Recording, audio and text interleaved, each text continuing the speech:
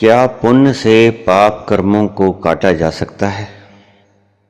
Doctor प्रभात ने प्रश्न पूछा है।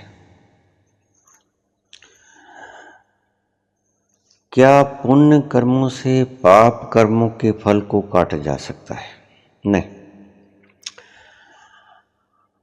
पुण्य कर्मों से पाप कर्मों के फल को नहीं काटा जा सकता। पुण्य कर्म अलग से फल देंगे, पाप कर्म अलग से फल देंगे। पुण्य कर्म का फल सुख और पाप कर्म का फल दुख। दुख चाहिए तो पाप कीजिए, सुख चाहिए तो पुण्य कीजिए, और आनंद चाहिए तो कुछ भी मत कीजिए। ये मैं इसलिए कह रहा हूं कि पुण्य कीजिए सुख मिल जाएगा, पाप कीजिए दुख मिल जाएगा। तुम्हारी चॉइस है। ईश्वर ने तुम्हें परम स्वतंत्रता प्रदान की है। तुम चाहो तो पुण्य कर सकते हो, तुम चाहे तो पाप कर सकते हो। ईश्वर तुम्हें नहीं रोकता है। मुझसे बहुत लोग पूछ लेते हैं कि सृष्टि में इतने अनाचार हो रहे हैं, अगर ईश्वर है, सवाल करते हैं मेरे से, अगर ईश्वर है तो इन पाप कर्मों को रोकता क्यों नहीं? ये हत्याएं, कत्ल गारत, ये क्या है? ये क्यों नहीं रोकता?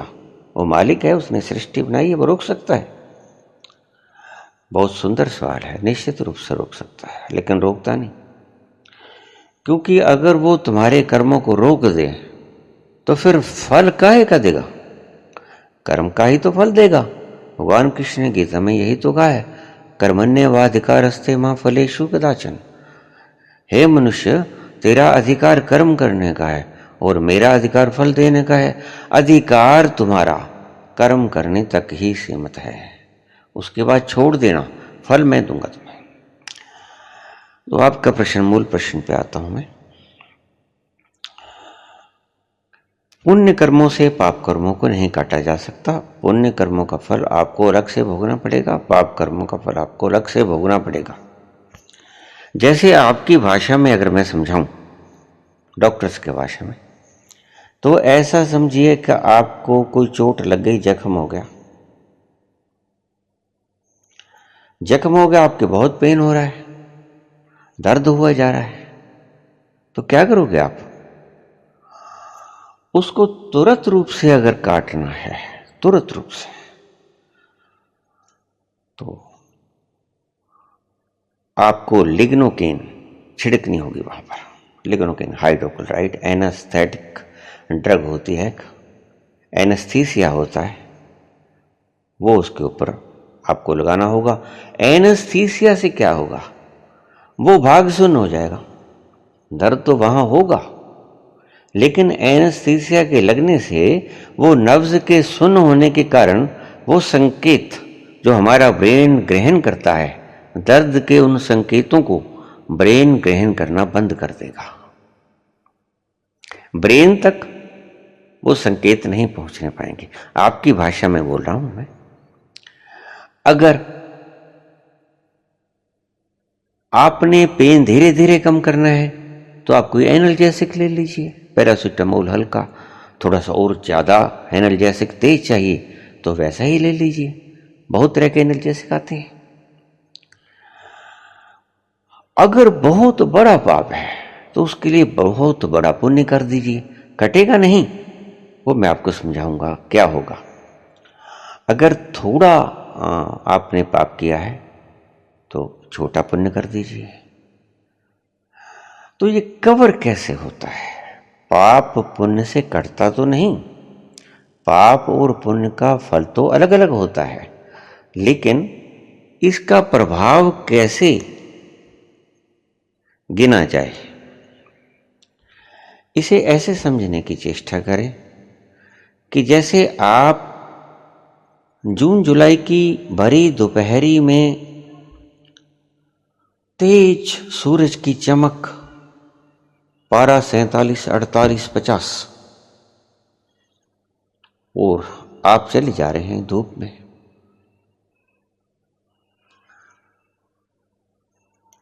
हवाएं जिसको हम लू कहते हैं चल रही हैं, थपेड़े लग रहे हैं सारे शरीर पे, मुख पे तमाचे पड़ रहे हैं गर्मी के, बहुत कष्ट तकलीफ सहनी पड़ रही है। आपको किसी विशेष कारणवश जाना पड़ रहा है, ऊपर से धूप है, और फर्ज करो आपके पांव में जूते भी नहीं, आप गरीब हैं, तो नीचे से जमीन गर्म है, जल रही है, तो आपके पांव भी जलेंगे, सिर भी जलेगा, सारा शरीर चलेगा। लेकिन आपको जाना पड़ेगा। इसे आप पाप समझ लीजिए। लेकिन अगर आप छाता ले लें, कोई ऐसा वस्त्र डाल लें जिसमें से गर्मी ज्यादा क्रॉस ना हो सके, गीला वस्त्र सिर पे रख लें,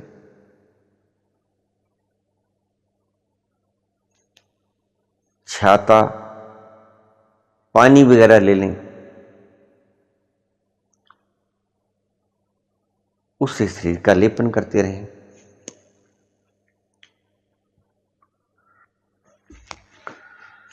तो शरीर को वस्त्रों से ढांकने, तो जो गर्मी की लू के थपेड़े हैं वो आपके वस्त्र रोक लेंगे, उसको आपके शरीर तक नहीं पहुंचने देंगे, या पहुंचेंगे तो कम पहुंचेंगे। छाता ऊपर के धूप को रोक लेगा, और जो गीले वस्त्र हैं वो तो बिल्कुल ही नहीं पहुंचने देंगे, वो तो आपके शरीर को गीला रखेंगे, ठंडा रखेंगे। लेकिन ये पाप से पुण्य को कटने की बात नहीं है, ये तो सिर्फ अपना अपना प्रभाव है दो चीजों का।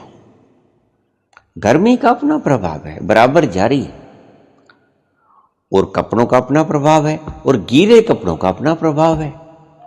गीले कपड़े गर्मी को रोकने में सहायता करते हैं। वस्त्र अगर आप शरीर को ढांक लेते हो तो वस्त्र उन लूओं से शरीर को बचाने की चेष्टा करते हैं।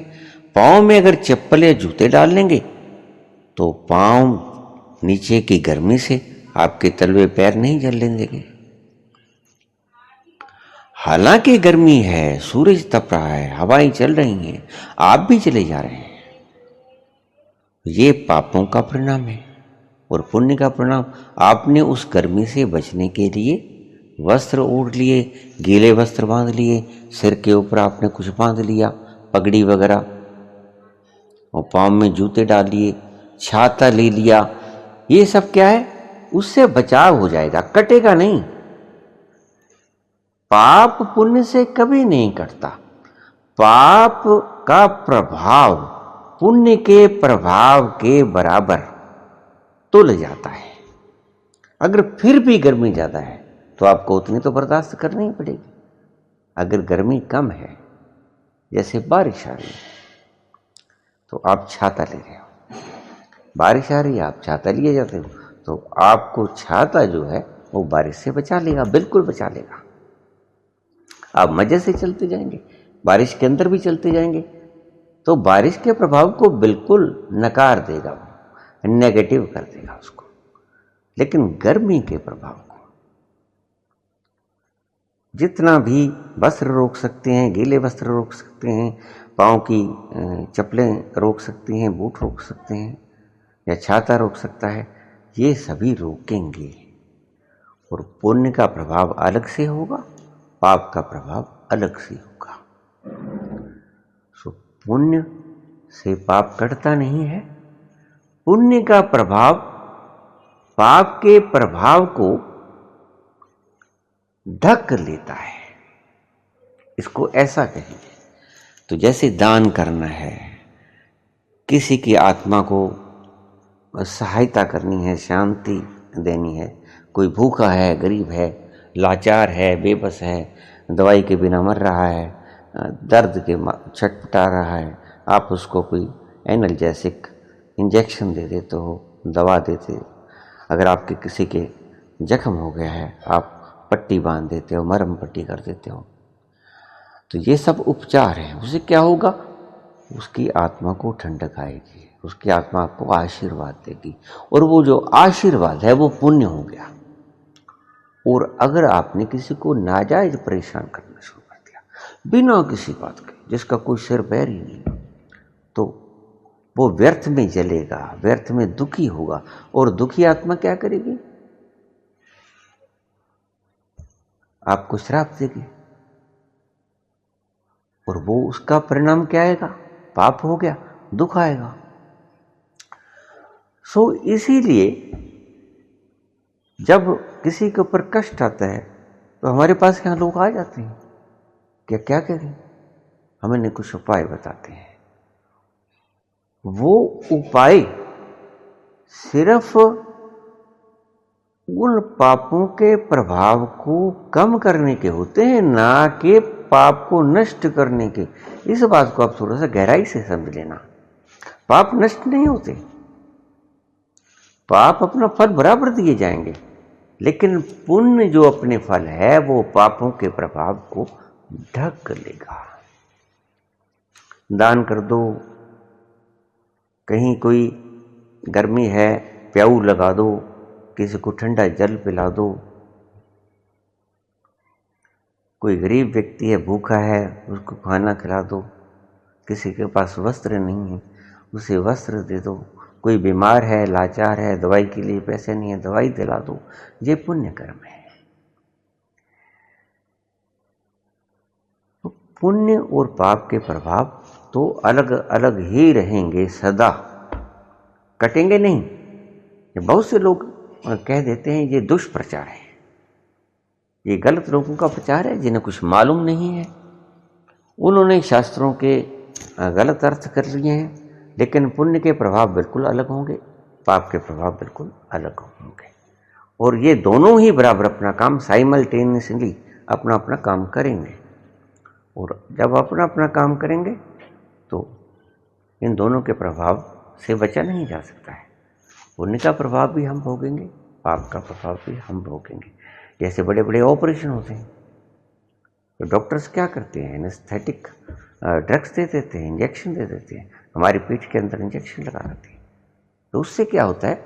ऐसा नहीं है कि चीरने फाड़ने से दर्द नहीं होता, नहीं दर्द तो होता है, लेकिन उन दर्द की तरंगों को दिमाग तक नहीं पहुंचा सकता। वो जो नर्व का बेहोश कर दी जाती है, काट दी जाती है, तो उस दर्द की वाइब्रेशंस जो माइंड का कोई भाग जो उसको ग्रहण करता है वहां तक नहीं पहुंच पाता। बस इतना सा काम है एनेस्थीसिया का। बड़े मजे से सारा ऑपरेशन हो जाता है, और ऑपरेशन समाप्त करके स्टिचिंग कर देते हो और पट्टी कर देते हो, आदमी को होश आ जाता है। उसके बाद अगर दर्द होता है तो आप एनाल्जेसिक वगैरह देते रहते हो उनको। लेकिन अगर आप उसको एनेस्थेटिक कोई दवा ना देते और उसको काटना पीटना शुरू कर देते तो वो चिल्लाता, वो भागता, वो रोता। पाप और पुण्य की बस इतनी सी व्याख्या है आपकी हिसाब से, आपकी भाषा में मैंने समझाने की चेष्टा की है। पुण्य अपना प्रभाव देता है। पुण्य क्या है? दूसरों की आत्मा को सुखी रखने का प्रयास करना। पाप क्या है? दूसरों की आत्मा को दुखी करने का प्रयास करना। सीधी सीधी परिभाषा है। अगर दुख दोगे तो दुख मिलेगा, सुख दोगे तो सुख मिलेगा। 4 वेद 6 शास्त्र में बात मिलत है दोए, सुख दीने सुख होता है, दुख दीने दुख हुए। जो चाहिए वो दे दो संसार को। ईश्वर ये नहीं कहता कि तुम पुण्य बांटो, ईश्वर बिल्कुल आपसे कुछ नहीं कहता, वो तो न्यूट्रल है। ईश्वर ने सृष्टि बना दी, आपको सौंप दी, आप पुण्य करो आप पाप करो, आपकी इच्छा है। लेकिन जाओगे कहां? कभी जज ने कत्ल को होते हुए रोका है? नहीं, बिल्कुल नहीं रोका। जब कोई कत्ल होता है कि जब हत्या होती है तो जज तो अपने ड्यूटी पे बैठे होते हैं या घर पे होते हैं, लेकिन उसका फल जज देता है। तो ईश्वर आपको रोकता नहीं। आप जो मजे से कीजिए, जो आप करना चाहते हैं कीजिए, लेकिन उसका फल भी भोगने के लिए तैयार रह जाइए।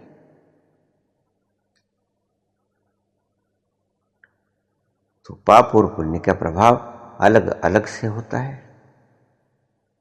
और दूसरा प्रश्न पूछा है, इसका जवाब थोड़ा लंबा हो जाएगा, अगली वीडियो में मैं इसका जवाब दूंगा। उन्होंने पूछा है कि अगर ईश्वर पे छोड़ दिया जाए सब कुछ, अगर जो कुछ करता है ईश्वर ही करता है, अगर ईश्वर पे सब कुछ छोड़ दिया जाए तो व्यक्ति ने क्या किया, पुण्य किया कि पाप किया, और उसका फल कैसे कैसे होगा, ये मैं अगली वीडियो में आपको समझाने की चेष्टा करूंगा। लेकिन आज पाप और पुण्य की आपको मैंने परिभाषा बताने की चेष्टा की है। धन्यवाद।